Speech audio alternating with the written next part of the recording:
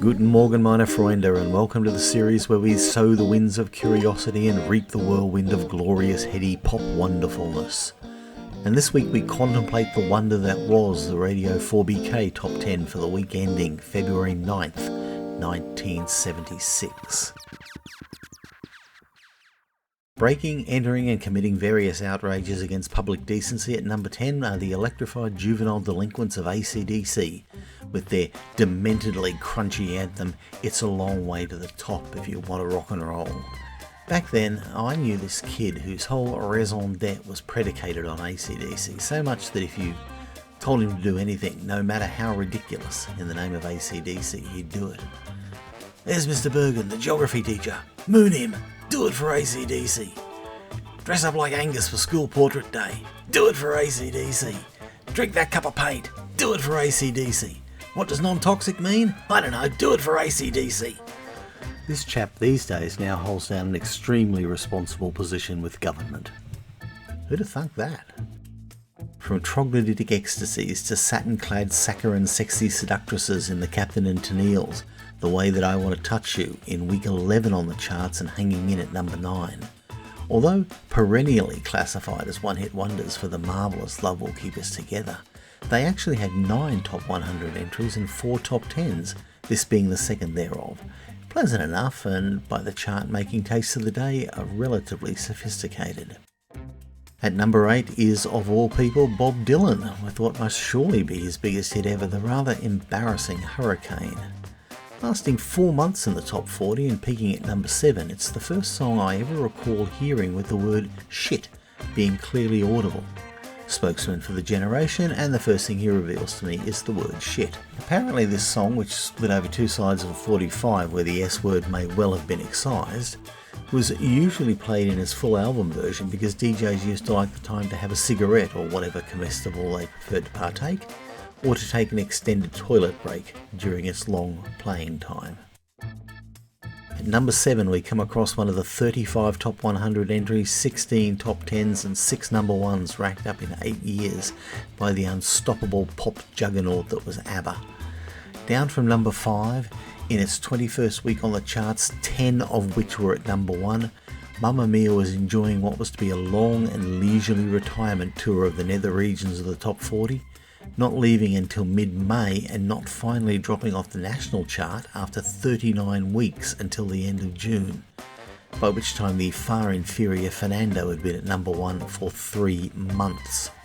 I can get there are people who don't care for ABBA's music, especially the early stuff. They're all artifice and gimmick and little evident art. They rely on the two hot chicks, two dorky guys gimmick. The banal lyrics and the piano parts on most of their records, Dancing Queen especially, sound like they're played by Rolf from the Muppets. But that disregards the notion that pop music is built on artifice.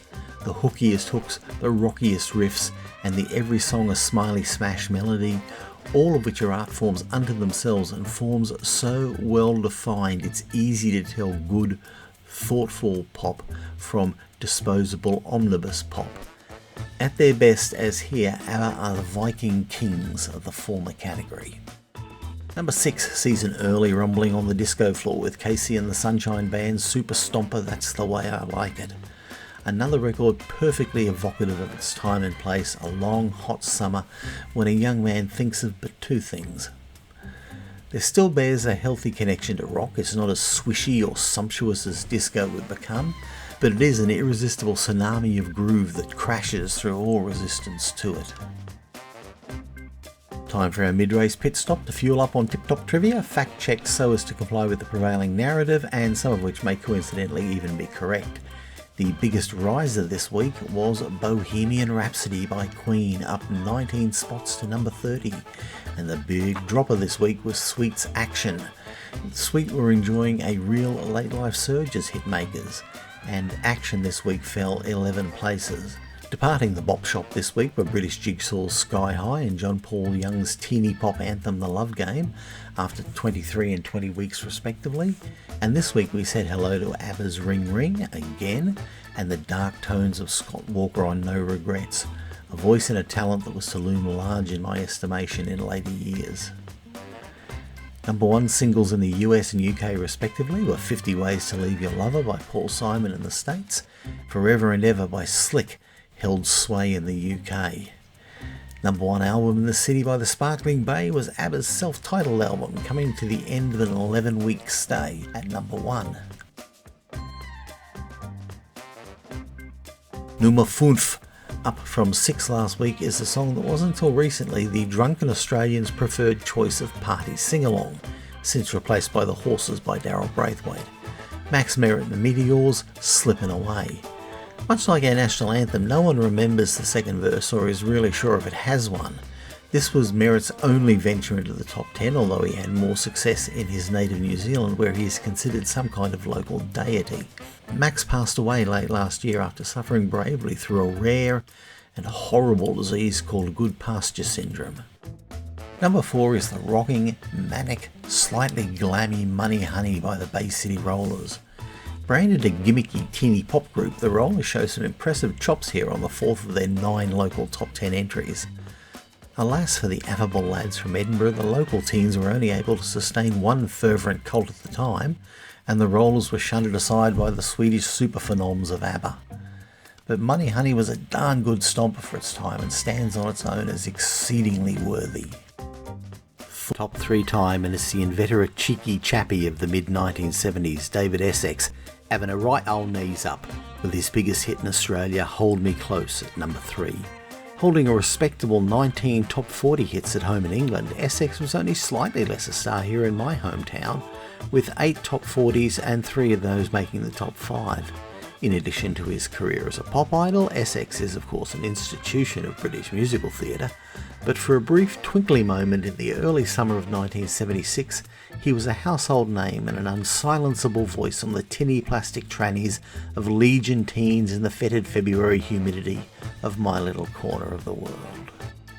The Ian Redpath of the charts this week was The Receding Giant of SOS by ABBA.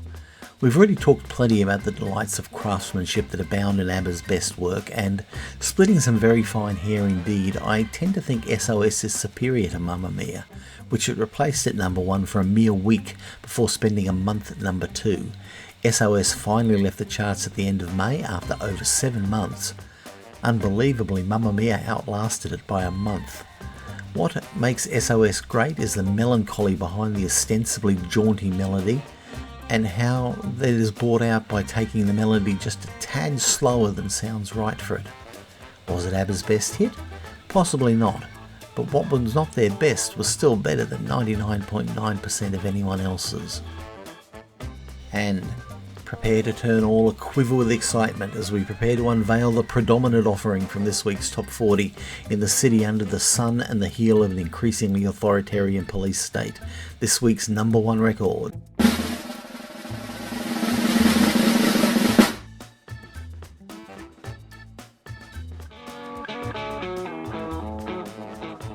Jump in My Car by the Ted Mulry Gang, basking in the 4th of its 6 weeks at number 1. This lusty ode to risky life choices was Mulry's biggest hit amongst his 12 top 40 and 6 top 10 entries, before being vanquished by possibly the most inane of all 1976's number 1, C.W. McCall's rather pointless Convoy. Jump in My Car is a staple of Australian 1970s compilations, despite telling a somewhat ethically dodgy tale of a young lass who at first does a worthy job in fending off the lecherous Lancastrian and Mulry, only to yield and find Mulry doing a quick volte-face when he finds she lives 84 miles away. All this to a bare-bones rock beat, the kind of dry, crunchy sounds Albert specialised in, with some super laid-back lead parts. Accompanied by a memorable film clip, the song dominated AM radio and countdown until it finally expired after 33 weeks on the charts at the end of May. Oh, wasn't that wonderful?